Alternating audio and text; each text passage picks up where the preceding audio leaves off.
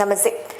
മാധ്യമങ്ങളുടെ ആഘോഷം, പ്രതിപക്ഷ പാർട്ടികളുടെ ആഘോഷം, ഇതെല്ലാം കാണുമ്പോൾ സത്യത്തിൽ ഇവർ രണ്ടുപേരും ചിരിയോട് ചിരിയാവും.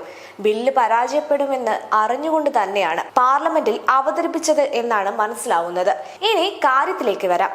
ജനാധിപത്യം വിജയിച്ചു, മോദി സർക്കാർ തോറ്റു എന്ന് തലക്കെട്ട് കൊടുക്കുന്നവർ മറന്നുപോകുന്ന ചില കാര്യങ്ങളുണ്ട്.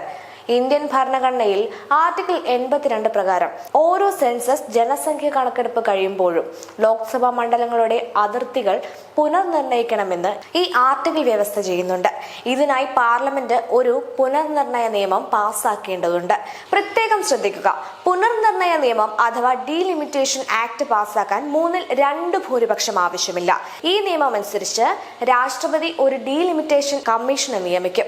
ഇത്രയും നാൾ സംഭവിച്ചുകൊണ്ടിരുന്നത് 1976 42 ഭേദഗതി അനുസരിച്ച് അടിയന്തരാവസ്ഥ കാലത്ത് ഇന്ദിരാഗാന്ധി സർക്കാർ കൊണ്ടുവന്ന ഒരു ഭേദഗതിയിലൂടെ 1971 സെൻസസ് അടിസ്ഥാനമാക്കി മണ്ഡലങ്ങളുടെ എണ്ണം 2021 വരെ മരവിപ്പിച്ചു.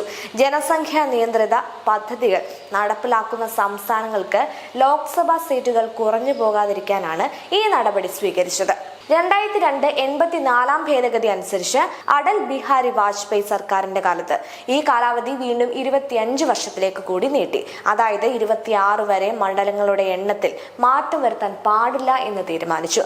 ചുരുക്കം പറഞ്ഞാൽ 25 വർഷത്തേക്ക് മരവിപ്പിച്ച കാലാവധി ഉടനെ കഴിയും. 2026 ശേഷം നടക്കാനിരിക്കുന്ന ആദ്യ സെൻസസ് വിവരങ്ങൾ പുറത്തു വന്നതിനു ശേഷം പുതിയ മണ്ഡല പുനർനിർണയം നടപ്പിലാക്കാൻ സാധിക്കുകയും ചെയ്യും. സിമ്പിൾ. ഇനി ആന്ധ്ര മുഖ്യമന്ത്രി ചന്ദ്രബാബു നായിഡു എക്സിൽ പറഞ്ഞതുകൂടി ചേർത്ത് വായിക്കണം. ഡീലിമിറ്റേഷൻ മണ്ഡല പുനർനിർണയം ഭരണഘടനാ ഭേദഗതി ബില്ലുകൾ പരാജയപ്പെടുത്തുന്നതിലൂടെ പ്രതിപക്ഷ പാർട്ടി രാജ്യത്തോട് വലിയ ദ്രോഹമാണ് ചെയ്തിരിക്കുന്നത്. 2026 ശേഷം നടക്കാനിരുന്ന ആദ്യ സെൻസസോടെ ആർട്ടിക്കിൾ 81 പ്രകാരമുള്ള മരവിപ്പിക്കൽ അവസാനിക്കാനിരിക്കുകയാണ്. വരാനിരിക്കുന്ന സെൻസസ് നടപടികൾ ജനസംഖ്യയുടെ മാത്രം അടിസ്ഥാനത്തിൽ സീറ്റുകളുടെ വിതരണം പുനർനിർണയിക്കും.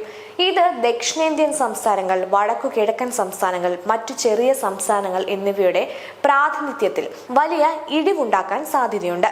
ഫെഡറൽ സംവിധാനത്തിലെ സന്തുലിതാവസ്ഥ നിലനിർത്താനും ദക്ഷിണേന്ത്യ, വടക്കു കിഴക്കൻ ചെറിയ സംസ്ഥാനങ്ങളിലെ ശബ്ദം സംരക്ഷിക്കാനും ഒപ്പം സ്ത്രീകൾക്ക് 33% പ്രാതിനിധ്യം ഉറപ്പാക്കാനുമുള്ള ഇന്ത്യയുടെ ആത്മാർത്ഥമായ ശ്രമമായിരുന്നു ഈ നിർദ്ദേശം. വികസന സൂചികളിൽ മികച്ച പ്രകടനം കാഴ്ചവെച്ച സംസ്ഥാനങ്ങൾ ജനാധിപത്യ സംവിധാനത്തിൽ ശിക്ഷിക്കപ്പെടാൻ പാടില്ലെന്ന യാഥാർത്ഥ്യം അത് തിരിച്ചറിഞ്ഞിരുന്നു. കേരളം 30, തമിഴ്നാട് 59 എന്നിങ്ങനെ സീറ്റ് വർധനവിന്റെ കണക്ക് എണ്ണി അമിത്ഷാ പാർലമെന്റിൽ പറഞ്ഞതാണ്. ഇനി സംഭവിക്കാൻ പോകുന്നത് ഉള്ളത് കൂടി കുറയും, അത്രയുള്ളൂ. ഇതാണ് രാഹുൽ ആൻഡ് ടീമുകളുടെ വിജയം.